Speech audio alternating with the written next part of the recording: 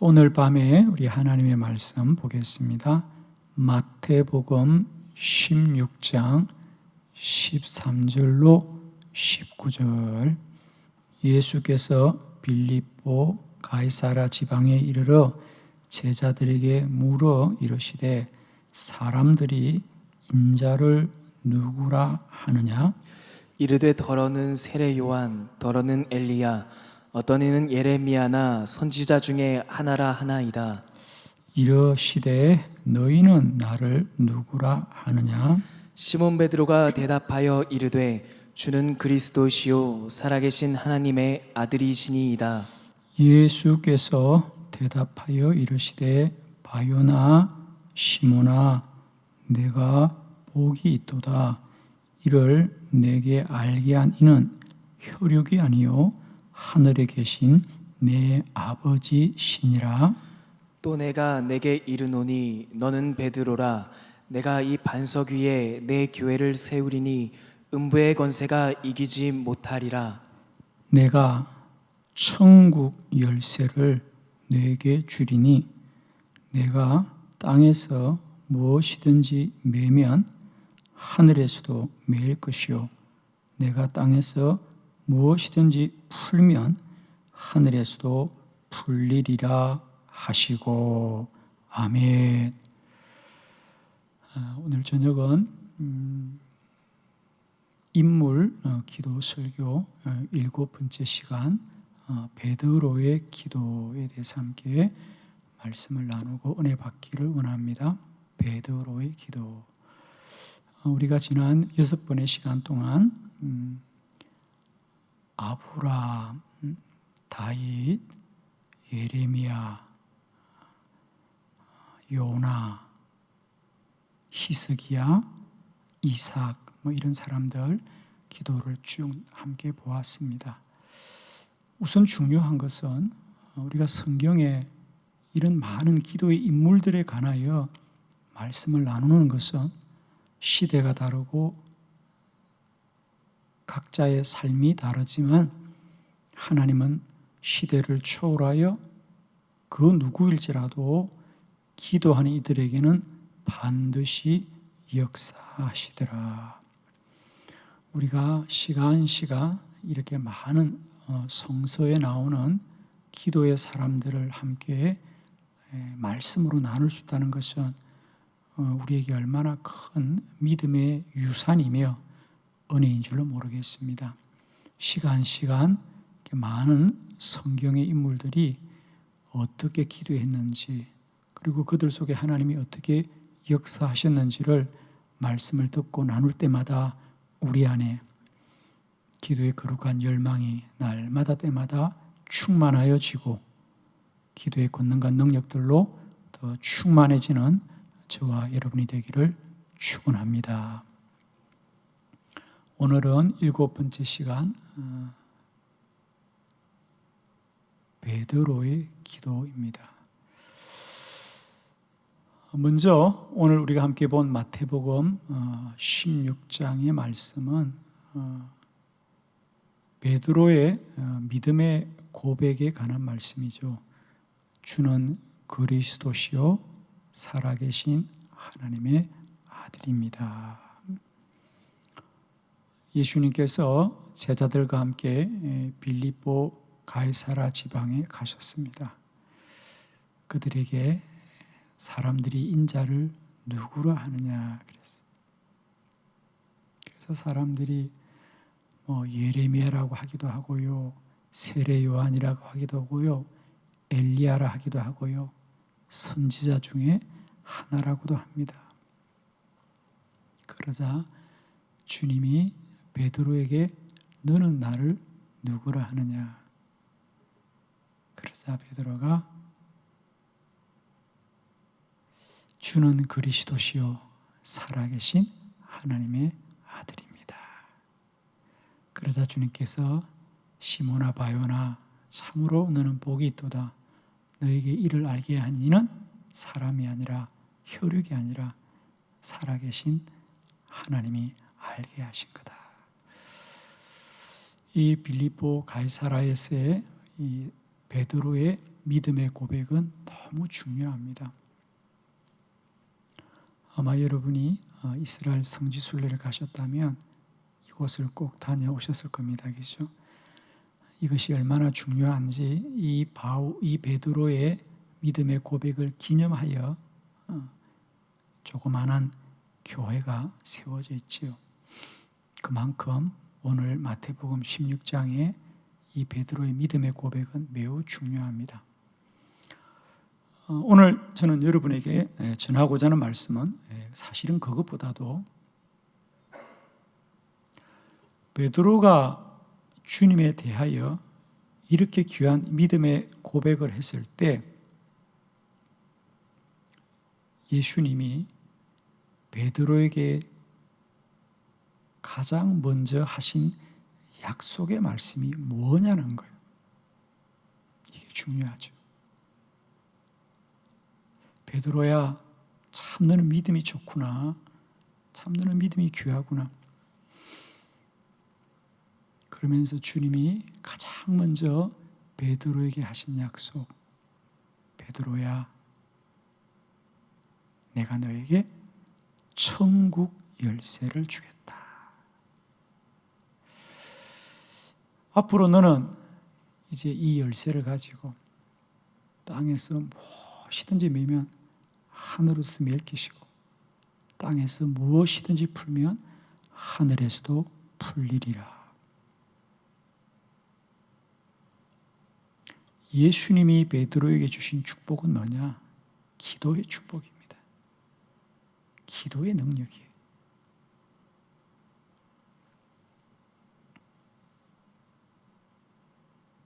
이 땅의 그리스도인들에게 주님이 주신 가장 큰 축복은 기도의 축복인 줄로 믿습니다. 그리고 베드로는 정말 그 한 생애를 이 기도의 능력으로 주님을 복되게 하고 많은 영혼을 구원하고 하나님의 나라를 확장시켜 갔죠. 이 시간에는 베드로의 기도는 어떤 능력이 있었는가? 주님이 약속하셨잖아요. 너에게 천국 열쇠를 준다. 하늘 문을 여는 열쇠를 주겠다는 거예요. 네가 무엇이든지 이 땅에서 매면 하늘에서도 매이고, 무엇이든지 이 땅에서 풀면 하늘에서 풀린다는 거예요. 그럼 과연 예수님이 베드로에게 하신 이 기도의 약속이 베드로의 생애 가운데 어떻게 능력으로 역사하셨던가?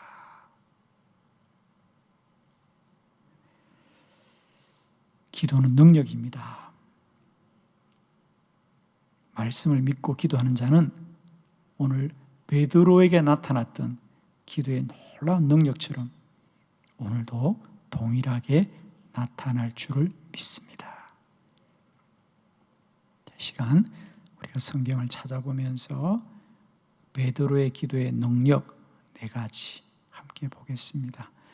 우리 가정에서 예배하시는 성도님들도 할 수 있으면 우리 좀 성경을 찾아보면서 말씀을 가까이 하고 성경을 손으로 만져보는 그런 시간을 좀 가졌으면 좋겠습니다. 4가지 말씀인데, 첫 번째, 베드로의 기도는 선포하며 기도하였습니다. 베드로의 기도는 다른 사람과 큰 특징이 뭐냐? 선포하는 기도였어요. 자, 먼저 사도행전 3장 6절 말씀부터 보기 시작합니다. 함께 합독합니다. 시작. 베드로가 이르되 은과 금은 내게 없거니와 내게 있는 이것을 내게 주노니 나사렛 예수 그리스도의 이름으로 일어나 걸으라 하고. 아멘. 베드로가 성전에 기도하러 갑니다. 그죠? 제9시에 요한과 함께 성전에 기도하러 가는 길이었습니다. 성전에서 구걸하는 나면서부터 걷지 못하는 이가 있었습니다. 베드로가 그 사람을 향하여 선포하며 기도합니다.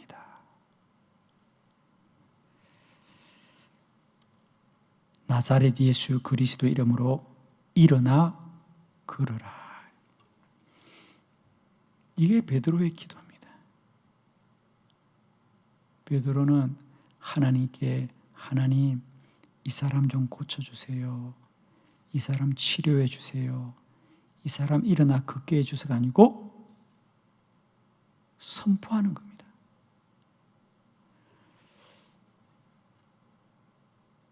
일어나 걸어라.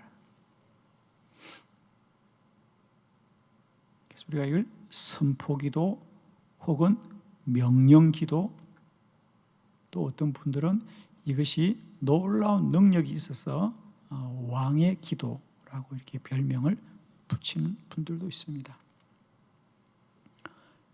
사도 베드로의 기도의 가장 큰 특징은 선포하는 기도입니다. 우리가 그동안 6시간 아브라함으로부터 시작해서 지난주 히스기야까지 시대마다 여러 사람들의 기도에 관한 말씀들을 나누면서 그분들마다 기도의 특징들이 있는 걸 보았습니다. 예를 들면 두 번째 시간에 보았던 다윗의 기도의 특징은 뭐죠? 여쭙는 기도. 다윗은 어떤 문제가 생기면 하나님 이렇게 해주세요. 하나님 이렇게 해주세요가 아니라 하나님 내가 어떻게 해야 됩니까? 내가 어떻게 해야 됩니까? 아말렉 군대가 시글락의 처소를 불태웠을 때도 하나님 내가 아말렉 군대를 뒤쫓아갈 거예요. 도와주세요. 이렇게 기도하지 않았고 어떻게 해요?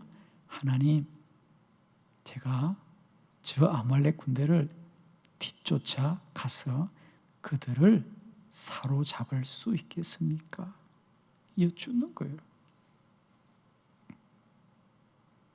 그일라에 블레셋 군대가 침략해 왔을 때도 하나님 제가 그일라를 구원하겠습니다. 저에게 힘을 주세요. 이렇게 기도하지 않아요. 하나님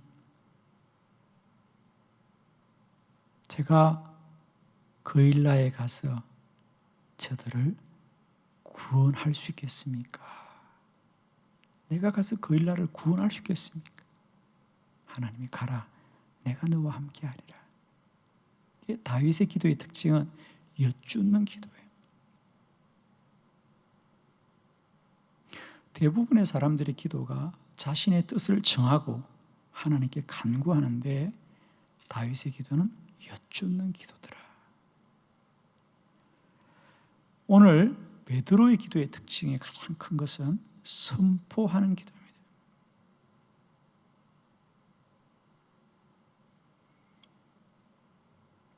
사도행전 3장에 오늘 함께 우리가 봉독한 본문에도 나면서부터 걷지 못한 이를 향하여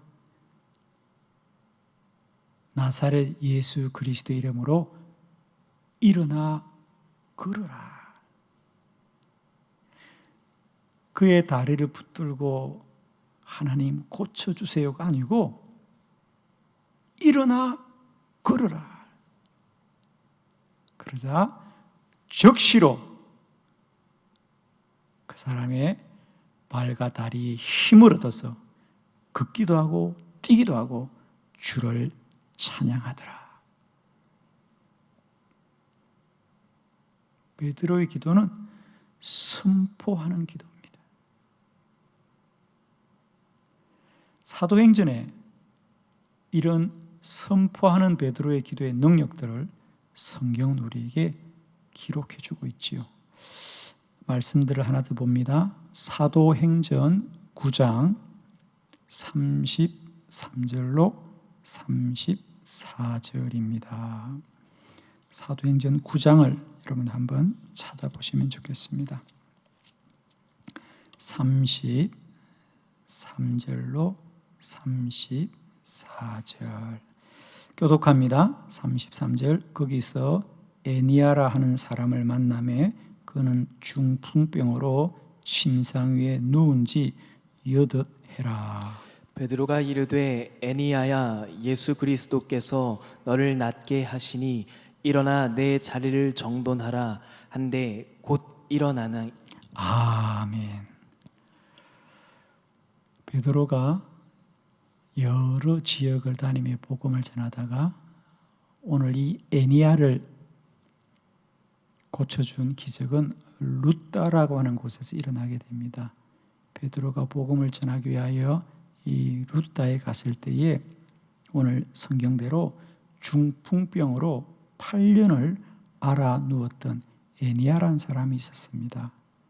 그 사람을 향하여서도 베드로는 동일하게 34절 에니야야 예수 그리스도께서 너를 낫게 하시니 일어나 너의 자리를 정돈하라 한데 곧 일어나더라. 할렐루야. 선포하는 기도입니다. 예수 그리스도 그가 너를 낫게 하였다는 거예요. 얼마나 놀라운 기도입니까?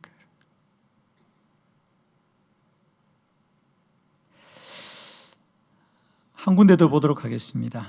사도행전 9장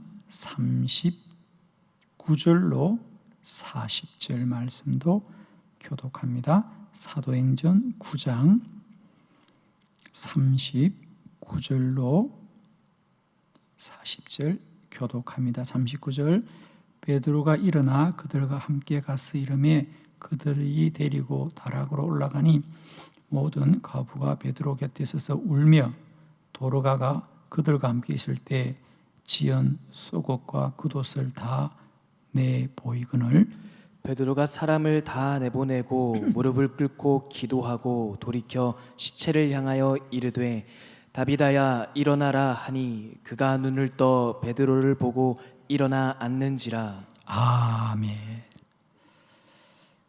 베드로는 에니야를 고쳤던 이 루다를 지나서 이제 요바로 갑니다. 나중에는 요바를 지나서 가이사를 가지요.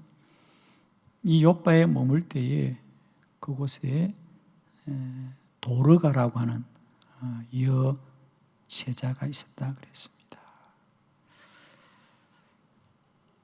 원래 이름은 다비다입니다. 아마 유대식 이름은 다비다였던 것 같습니다. 그 당시 이제 헬라식으로 이름들을 많이 불렀죠. 사울과 바울도 같은 거죠. 그래서 다비다야, 다비다야. 오늘 여러분 놀라지도 않으시네요. 그는 죽었다 그랬습니다. 40절을 보겠습니다. 베드로가 사람을 다 보내고 무릎을 꿇기도 이렇게 돼 시체를 향하여 이르되 다비다야 일어나라. 그가 눈을 떠 베드로를 보고 일어나 앉는지라 그랬습니다. 다비다가 듣고 반응하는 게 아닙니다. 어쩌면 성전 미문의 안전뱅이나 루다의 에니야는 베드로의 기도 소리를 들을 수 있었습니다. 그러나 다비다는 죽었던 자입니다. 마치 예수님이 죽었던 나사로를 살리시듯이 이것은 전적인 주님의 능력이 역사하는 겁니다. 이와 같이 우리는 베드로의 선포 기도의 능력들을 함께 보았습니다. 선포 기도는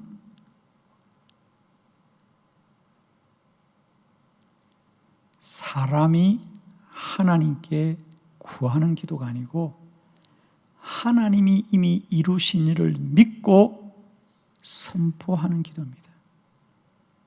그래서 우리가 흔히 선포 기도는 하나님을 위한 기도입니다. 대부분의 기도는 사람을 위한 기도죠.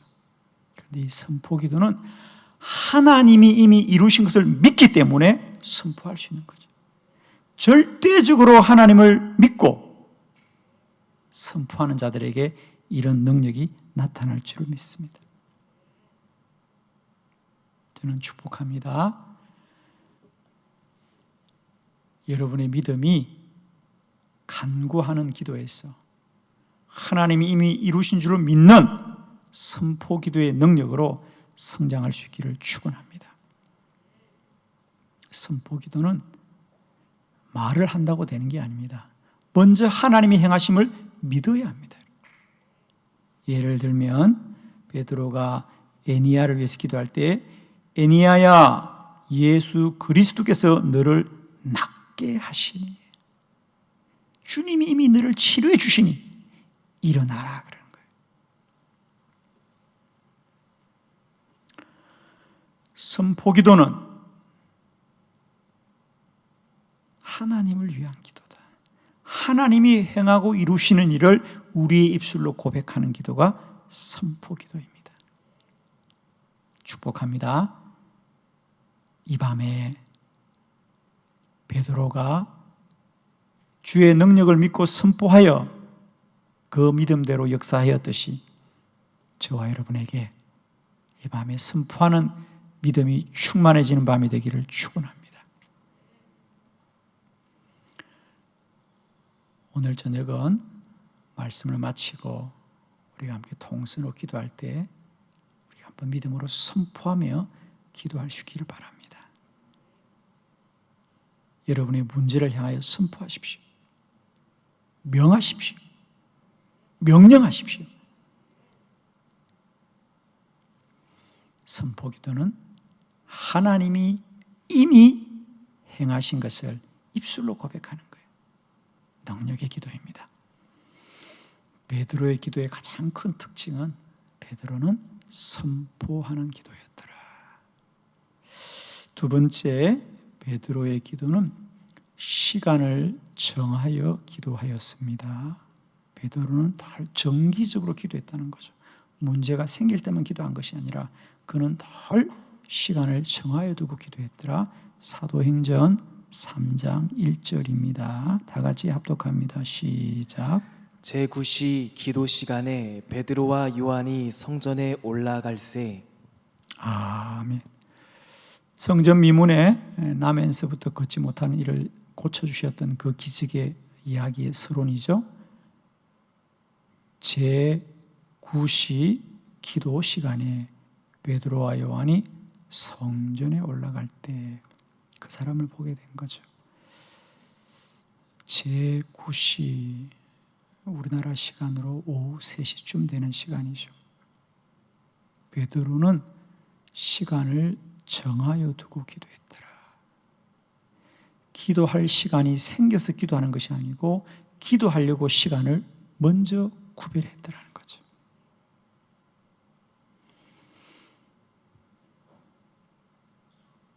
많은 분들에게 기도를 좀 하시라고 부탁하면 아무도 나는 믿음이 없습니다. 나는 주님을 믿지 못하여 기도 못한다. 이렇게 말하는 분은 아무도 없어요. 왜 기도 못하시죠? 바빴어. 시간이 없었어. 이 밤에 여러분에게 기도의 시간이 구별될 수 있는 은혜가 있기를 축원합니다. 하나님의 사람은 그 생활 중에 하나님의 시간이 구별된 자가 하나님의 사람입니다. 말로만 하나님의 사람이라고 하면서도 하루 24시간을 살면서 하나님 앞에 단 10분도 30분도 1시간도 시간을 구별하지 못한다면 그 사람이 어떻게 하나님의 사람입니까?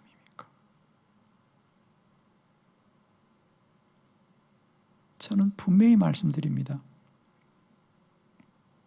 여러분의 믿음이 자라기를 원한다면 하나님과 함께하는 시간이 많아야 자라는 거예요.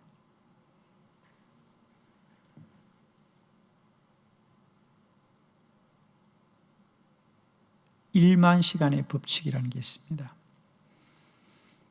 어느 분야이든지 성공한 사람들은 모두 다 자신이 하는 일에 1만 시간을 땀 흘려 헌신하고 수고한 이들이 그 분야에서 성공하고 대가가 됩니다.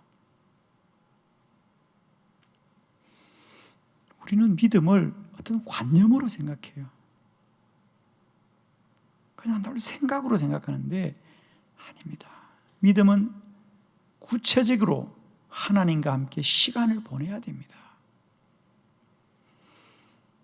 우리가 어떤 사람과 좀 친해지고 가까워지고 싶다고 하는 것은 내가 당신과 가까워지고 싶다고 말한다고 되는 게 아니에요. 그때부터 부지런히 시간을 내어서 함께 시간을 같이 보내야 돼요. 함께 식사도 하고 좀 더 여유가 되면 좀 여행도 같이 하고 자주 함께하는 시간을 보내야 가까워지지. 딱 한 번 만나가지고 서로 정말 꼭 필요한 사람이라고 우리 이제부터 가까워져요. 우리 친하게 지냅시다. 그런다고 친해지는 사람이 없잖아요. 서로 마음은 그럴지라도 함께 시간을 보내야 관계가 만들어지는 것처럼 신앙생활도 마찬가지입니다. 우리가 늘 내 믿음이 좋기를 결단하고 각오한다고 결심한다고 되는 게 아니에요. 끝마치 두 사람이 우리 이제부터 친하게 지내요 말한다고 되는 게 아니에요. 그만큼 함께 시간을 보내야만이 정이 들고 가까워지고 서로를 이해하고 알아가는 거죠. 신앙생활도 마찬가지입니다. 우리가 늘 결단하고 결심한다고 믿음이 좋은 사람이 되는 것이 아니라 하나님과 시간을 많이 보내야 됩니다. 베드로의 능력의 기도는 다른 게 아니에요. 이런 본문들이 우리에게 다 깨달음을 주는 거예요. 본문 하나만 더 보도록 해요. 사도행전 10장 9절입니다. 다 같이 시작.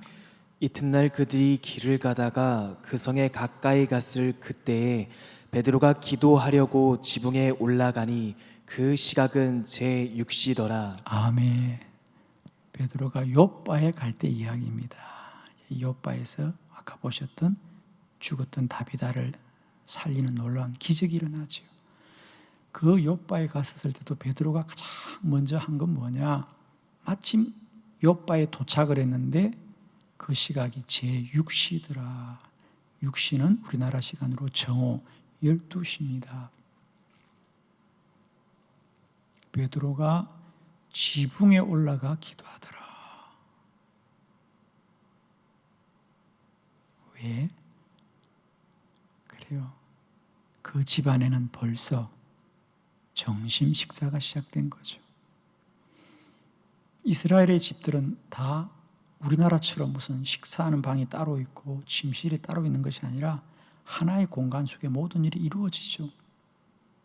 그러니까 모든 사람들이 식사한다고 함께 모여 있으니까 거기서 베드로가 기도 시간이라고 이제 기도할 수가 없는 거예요. 아이, 오늘은 그냥 쉬어야 되겠다. 그게 아니고 베드로는 그러자 지붕에 올라가서라도 기도해야 될 시간을 구별되어 보내더라는 거예요. 이게 베드로입니다, 여러분.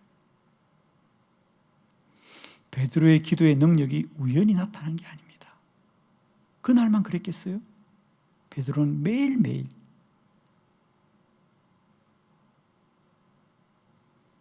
구시에도 기도하고 6시에도 기도하고 시간을 정하였어. 기도를 쉬지 않았다는 거죠. 축복합니다. 기도하는 사람은 반드시 기도의 시간이 있어야 합니다.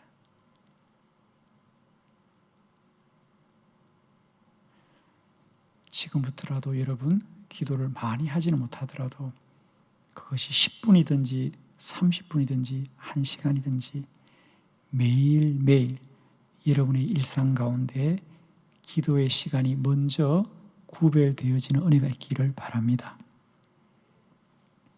저는 할 수 있으면 이 밤에 여러분의 마음을 우리 주님께 드리기를 원합니다. 미루지 마시고 피하지 마시고 이 밤에 결단하십시오. 주님, 제가 일생 동안 매일매일 주님 앞에 하루 10분을 기도하겠습니다. 30분을 기도하겠습니다. 1시간을 기도하겠습니다. 2시간을 하겠습니다. 3시간을 하겠습니다. 기도의 시간을 정해야 기도하게 되는 겁니다. 늘 바쁩니다. 일이 많습니다. 그러나 기도하는 사람들은 먼저 기도의 시간을 구별하고 나머지 시간에 일을 합니다. 베드로의 기도의 두 번째 특징은 시간을 정하여 두고 기도하였다는 거죠. 이 밤 저와 여러분에게 기도를 막연히 하겠다고 결심하지 마시고 매일매일 우리의 일상 가운데 기도를 위하여 구별된 시간이 있기를 그리스도 예수의 이름으로 축복합니다. 세 번째, 베드로의 기도는 기도할 때마다 주의 음성을 들을 때까지 기도했더라. 주의 음성을 들을 때까지. 사도행전 11장 7절로 10절입니다. 사도행전 11장 7절로 10절 한 절씩 말씀을 교독합니다. 7절 또 들으니 소리 있어 내게 이르되 베드로야 일어나 잡아 먹으라 하거늘 내가 이르되 주님 그럴 수 없나이다. 속되거나 깨끗하지 아니한 것은 결코 내 입에 들어간 일이 없나이다 하니 또 하늘로부터 두 번째 소리 있어 내게 이르되 하나님이 깨끗하게 하신 것을 내가 속되다고 하지 말라 하더라. 이런 일이 3번 있은 후에 모든 것이 다시 하늘로 끌려 올라가더라. 아멘. 사도행전 11장 우리가 함께 봉독한 말씀은 베드로가 예루살렘 교회에 가서 자기 기도의 간증을 하는 이야기예요. 아마 내용을 읽어보면 이런 짐작했을 겁니다. 요바에 있었던 일이죠. 그가 요바에서 기도할 때에 주의 음성이 들려왔다 그래요. 그래서 그 얘기를 지금 예루살렘 교회 가서 간증을 하는 겁니다. 그러니까 이것은 베드로의 고백이죠.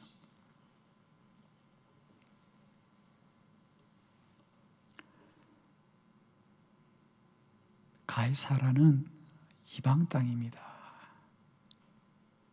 아시는 대로 고넬료란 사람이 경건한 사람이었습니다. 베드로가 요바에서 기도하기 전에 먼저 고넬료 이야기가 등장합니다. 가이사라에서 고넬료가 기도할 때 주님이 고넬료에게 말씀합니다. 너는 요바로 사람을 보내어라. 베드로를 청하여 말씀을 들으라. 그리고 베드로가 요바에서 기도할 때 주님은 베드로에게도 동일하게 너는 가이사라로 가서 말씀을 전하라. 그런데 주님이 그 깨달음을 주게 했습니다. 베드로는 유대주의자입니다. 사도행전에 보면 사도 바울과 베드로가 초대교회 복음 전파를 이끄는 큰 두 축인데 성향이 서로 달라요. 베드로는 유대주의적 입장에서 복음을 전가합니다. 바울은 이방주의자입니다. 좀 다르죠. 그래서 주님이 먼저 베드로에게 환상을 보여주죠. 율법에서 금지된 짐승들이 막 보여줍니다. 주님이 먹으라고 하니까 당연히 베드로가 이건 부정합니다. 주님이 내가 정하다고 한 걸 네가 왜 부정하다고 하냐. 먹어라, 먹어라. 그런 주의 음성이 들려오는 거예요. 그리고 기도를 마치니까 정말 가이사라에서 사람들이 찾아온 거예요.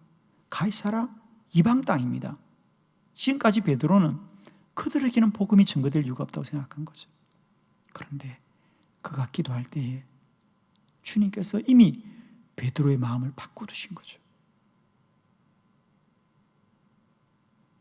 그래서 베드로가 가이사랴에 가서 이방인들에게 말씀을 전하자 그들에게도 성령이 임하더라. 베드로는 부끄럽지만 사실 예루살렘에 가서 그 간증을 하는 거예요. 이방인들에게도 성령이 임했습니다. 전적으로 주님이 하신 겁니다. 자기 부끄러움을 고백하는 겁니다. 베드로의 기도는 전적으로 주의 음성을 듣는 자리까지 들어가는 겁니다. 주님의 음성을 들으면 우리는 감당하지 못할 사명이 없는 거예요. 힘들다고요? 괴롭다고요? 주님이 말씀하시면 모든 고난은 건너갑니다. 주님이 나와 함께 한다는데 어떻게 어려울 수가 있어요? 나 혼자 하려니까 어렵죠. 괴롭다고요? 두렵다고요? 주님이 순교하라 그러면 순교하지 않겠어요, 여러분? 주의 음성이 없으니까 죽음 앞에 두려운 거지. 주님이 순교하라 그러면 순교 안 할 거예요, 여러분? 안 할 건가 봐.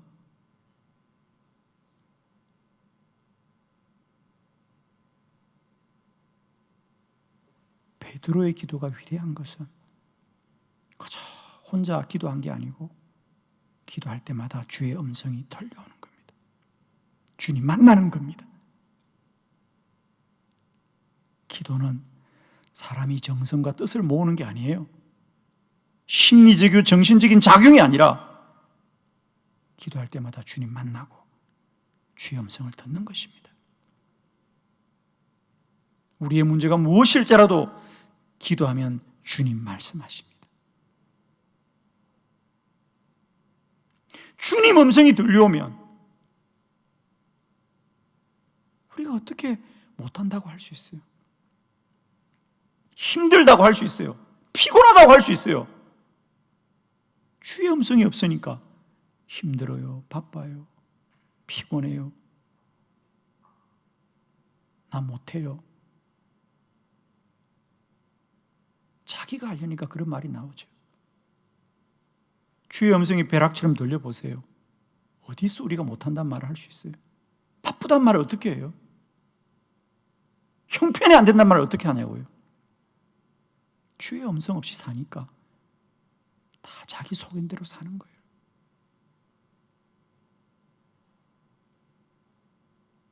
베드로, 그의 생각과 마음으로는 이방인에게 복음을 전할 수 없지만 기도할 때 주의 음성이 임하자 순종하고 순종하자 이방인에게도 성령이 임하더라. 사랑하는 한빛교회 성도 여러분, 축복합니다. 코로나 바이러스가 참 힘들고 어렵지요. 그러나 이 코로나 바이러스 중에도 주님은 살아계십니다. 제발 부탁합니다. 누구 탓이다 원망하지 마시고 더 무릎 꿇고 기도하셔서 이 환난 중에 주님의 음성을 듣는 저와 여러분 되길 바라요. 제발. 인터넷 여기저기 다니면서 근거도 없는 이야기들을 듣고 그걸 또 옮기느라고 제발 부탁합니다. 세상 소리, 사람 소리에 마음이 요동치 마시고 이럴 때일수록 더욱더 잠잠히 주께로 나아가시길 바라요. 하나님이 제발 사람 만나지 말라고 마스크까지 씌워놓는데도 그걸 아직도 깨닫지 못하고 좀 잠잠하라고 한 거 아니에요? 이제는 제발 좀 잠잠하라는 거예요. 너희들 사람들 만나지 말고 주께로 돌아오고 하는데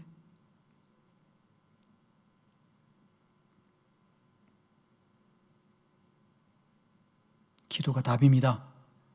기도가 능력입니다. 기도하면 주의 음성 들려질 것이고 주님의 음성만 들려지면 우리는 모든 고난을 이길 것입니다. 모든 염려와 근심도 이길 것이고 모든 두려움도 이길 것이에요, 여러분. 세상 사람 어떠하든 저는 우리 한빛교회는 이 환난에 더 엎드립시다. 더 기도합시다. 더 하나님을 찾읍시다.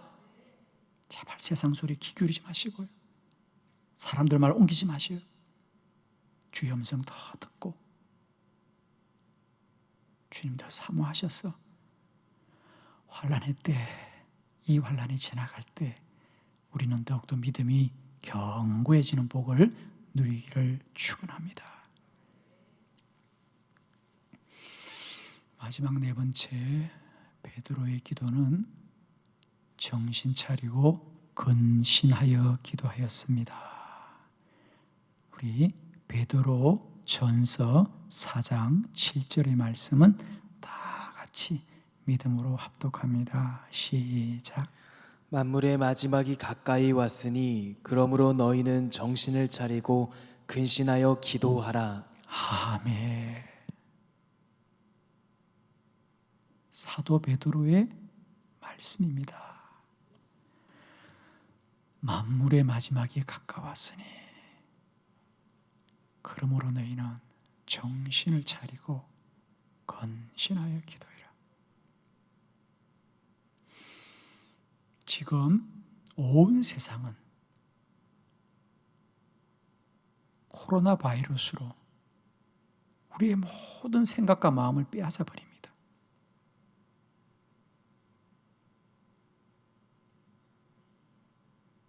지금은 정말 정신 차려야 될 때입니다.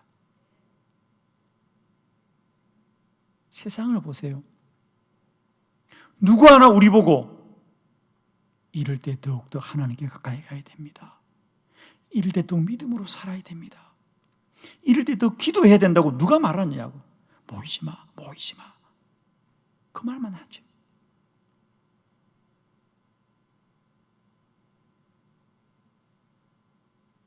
지금은 정말 정신 차려야 됩니다.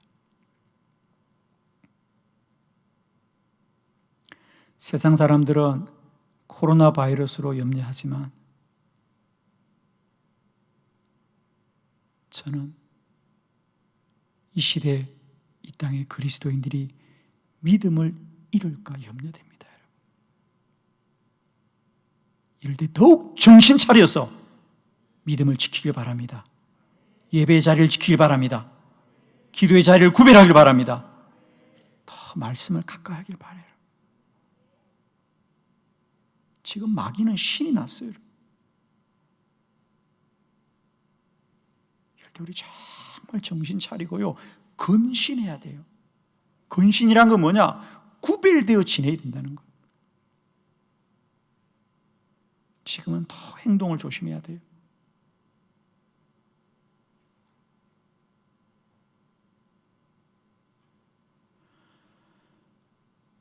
베드로는 그렇게 기도했습니다.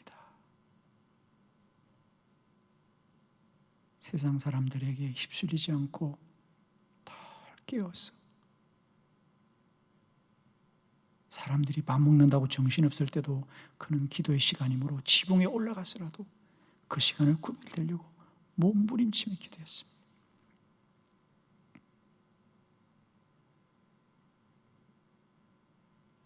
저는 정말 오늘 성경에 나온 베드로와 같은 분을 저는 만난 적이 있습니다. 그분은 대학교 교수님이었는데 참 신실한 분이었어요. 늘 말씀을 가까이 하고 기도를 사모하시는 분입니다. 그런데 여러분, 대학교 교수님이 얼마나 바빠요. 하루 종일 강의 일정이 있고. 그래서 교수님이 하루 종일 좀 시간을 구별하여 좀 더 기도하고 싶은데 기도할 시간이 없어요. 그래서 저는 그분이 고민하는 걸 들었거든요. 시간이 없네요. 어떡할까. 그 얼마 전에 지났는데 그분과 다시 만났는데 자기가 마침내 기도할 시간을 찾았다는 거예요. 그래서 기뻐하시는 거예요. 아무리 생각해도 시간이 나지 않아서 자기가 매일매일 점심시간을 포기하기로 했다는 거예요. 다른 교수님들은 다 식사지나 밥 먹으러 가는데 혼자 연구실에서 문을 그대로 잠그고 혼자 기도하시는 거예요.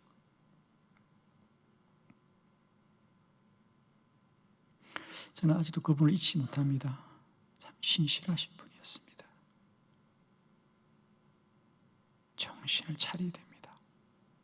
세상 사람 가는 길 다 가고 세상 사람 하는 일 다 하면 우리는 깨어 있을 수가 없습니다. 매일매일 정신을 차리고 내 생활을 구별하여서 더 기도하고 기도하는 우리 한빛교회와 믿음의 백성들이 되기를 축복합니다.